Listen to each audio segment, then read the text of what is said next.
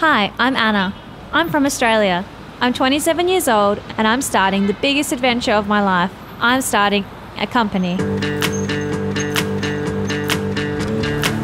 I wanted to learn from the best, so I flew to the USA to meet with successful entrepreneurs and learn from their stories. I brought a filmmaker with me, that's Dwayne, and a producer, that's my husband John. We don't sleep when the sun goes down. We don't waste no precious time. All my friends in the loop, making up for teenage crime.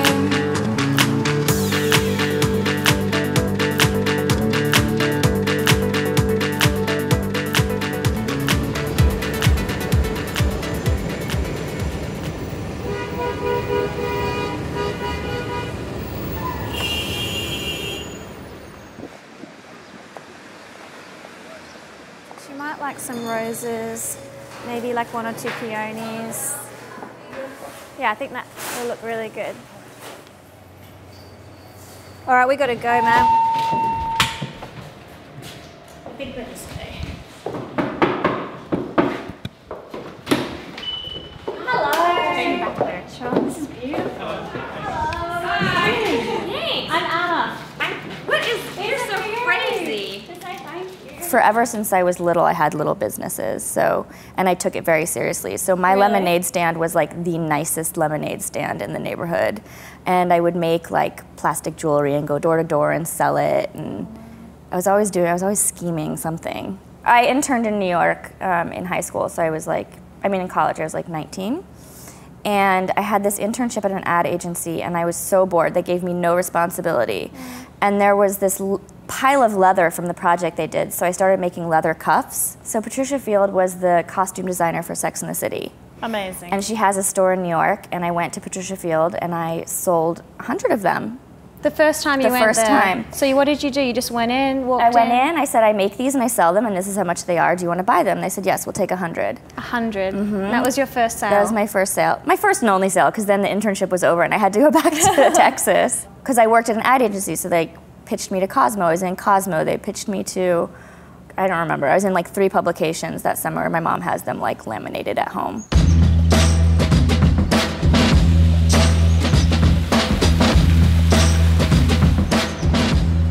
My friend and I started this company, and we said, okay, who knows if it's going to work or not, we'll give it 1 year. So after 3 years, I thought I'd be home, and it just kept working, and I was like, okay, one more year, and here I am, like 15 years into New York, almost in my 11th year of Finn. I met my old business partner at the restaurant. She was a waitress, and we neither one of us wanted to do that forever, obviously, and we also didn't want to work for anybody else.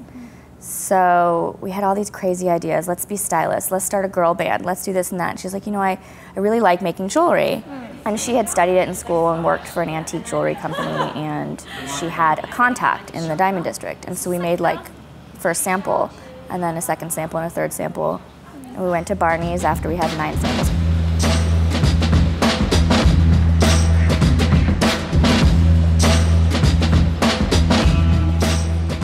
When people hear my story now, like, how could you not ask for $100,000? You had to get an office, you have to have a phone line, you have to have a website, you have to have all this stuff. I thought, I don't need all that. I need really fancy stationery so people think I have an office and a website and a whatever. And we had 9 samples in this beautiful stationery, and all it cost was $11,000, and we... And you borrowed that money from... From my father, and we paid him back, like, as soon as we could, but the business plan was like ridiculous. It was so amateur, but we made it look really nice. And I had a friend who was a graphic designer, and he made it look really nice. My father's a doctor. He had no idea what he was looking at. So that was how it worked. He owned all the jewelry, and we borrowed the money, went to BARNEYS, and they were like, it's pretty, but come back when you have a collection. Like, no. Wow. Had a friend who also worked at the same restaurant, who was now an accessories editor for Elle magazine. Wow. I said, can you help? Can you do a story? So our first story was a little like blurb in Elle with like my business partner and my picture and like some jewelry, and then BARNEYS called. So we started in New York. It started selling, so then they put it in LA. It started selling, so then they bought for New York and LA, then they bought for New York, LA, Chicago, and now we're in all their stores.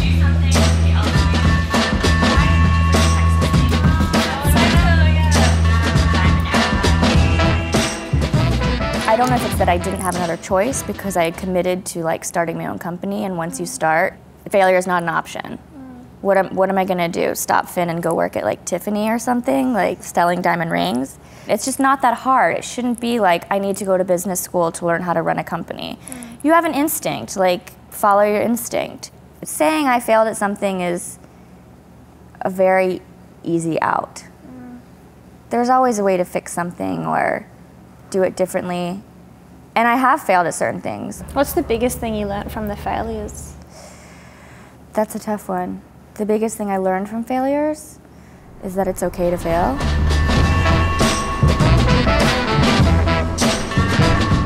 My path is like a day. What am I gonna do today? What am I gonna do the day after tomorrow? And I don't think many people who have businesses or accessory lines or anything like that think that way. I think they have a year-long plan, and what am I gonna do this quarter, and what are my goals for next quarter? And for me, it's like, did I do today everything I need to do? Maybe that's why it's so simple for me and not overwhelming. The same way I borrowed only $11,000 and all my friends were like, you need X amount of money to start a company. You have to pay an advertising firm. I didn't have a PR company until maybe 3 years ago. Everything was done in-house. I thought, well, why do I have to go elsewhere? Got the samples here, I've got my contacts. If I don't have a contact, I'll make friends with them. How do you make friends with them? Call them up, send them flowers. I don't know, you just don't treat it like it's like everything's a precious decision. Look,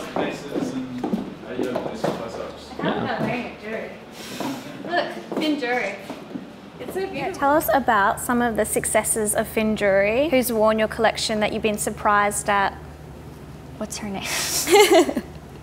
Giselle, the supermodel. Amazing. That was a big milestone. But you know what? Truly, when we have a celebrity wear something, it doesn't mean as much to me as it does. Like somebody saw Kim Kardashian in something and they said, Kim Kardashian's wearing your necklace on such and such this episode. And I'm like rewinding, trying to find it, and it's like, okay, great. It doesn't mean as much as somebody who calls me and says, I'm looking for something for my wife. A lot of people think it's really important to put your jewelry on celebrities and give them presents, and then maybe they'll get photographed with it, and then you can say you sold to them. That means nothing to me. Really? To see somebody wear my jewelry walking down the street, that's amazing. I'll call my friends or I'll text Carly who works for me, I'll be like, oh my God, I just saw somebody walking down Broadway with our necklace. Wow. Like, those are the people that make me so happy. We don't really give stuff away. I feel like if somebody wants it, they'll get it. And they'll love it way more. In school, I failed classes. Me too. So bad. Human biology. I hated it. Spanish. I failed Spanish. That's Who fails tough. Spanish? That is really bad. I think the scariest and most rewarding milestone was, I had mentioned that I started with a business partner. Yeah, that I you met. mentioned that earlier. About 4 years ago, she decided she didn't want to do it anymore. And I was like, okay. And she's like, well, you know, we can figure out how to divide it and dissolve it. And I said, no. I was like, we have people that work for us. We have a line that we've built. Like, you can't just walk away. But that's that feeling that I always have. Like, what's the next step? There's no walking away. Like, you've committed to something. And I had a very difficult week trying to decide what I was going to do. And it was less, do I keep going? It was more like, okay, how do I do this? Let me figure this out. She was basically the designer mainly for the last 6 years. And now I'm gonna have to be, and I have to get people to trust me as the designer. But again, I approached it like everything else. I didn't have an option. Like, what am I gonna do if I stop doing this? Wow. This is what I've worked for, and like one step at a time. Okay, first thing I have to do. What's the next thing I have to do? And here I am 4 years later, and Finn's more successful than it's ever been.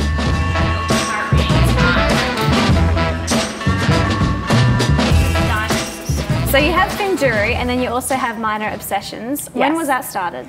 I think in 2012, I'm not exactly sure. But that was a reaction to, like, our friends or people calling saying I need a gift and I only have $500. Well, I'm completely realistic that not everybody can afford Finn jewelry. So I wanted to make a second line, like a little sister line that was just more accessible. So I'm really specific about not cutting corners, and same with minor obsessions. It's like, if I'm gonna sell a piece of jewelry and put my name on it, it has to be pretty. And we also don't really go by any trends. So I think that Finn has two types of jewelry. One is like a story. So we have the arrows, and we have hearts, and we have animals, and we have clouds and lightning bolts, and those are all really figurative and sweet. But to have an arrow with like beautiful white diamonds and perfect setting and well thought out versus like, I don't want to put anyone else down. And then there's more pieces that are inspired by classic shapes and styles. So like a baguette diamond in a ring is just a baguette diamond in a ring. But if we do 4 offset baguette diamonds, that makes it different and unique and a little whimsical, but still beautiful diamonds.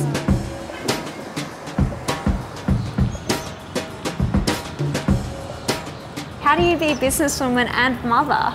I don't know, it's the same thing as starting the company. It's like, okay, I'm gonna have a baby, but I don't know how to do that, but I'll figure it out. Just do it. I don't know. I have to go back to work. Okay, I have to find a nanny. Okay, how do I find a nanny? Okay, found a nanny. Okay, don't like her. I have to find another nanny. Found a nanny. Like, it's just, you wake up in the morning and you look at your like agenda and you do what has to be done. So I hired this sleep trainer who stays in your house for 48 hours that lets her cry. And like, as she's crying, she talks to you. She's like, okay, what are your fears? I'm like, she's dying. She's not dying. She's hungry. She's not hungry. Is that how she spoke in that tone? Very calm, but like she slept there on my couch. And now the baby sleeps 11 hours through the night, doesn't wake up. Wow. Baby goes to bed at 8, Casey and I have a glass of wine.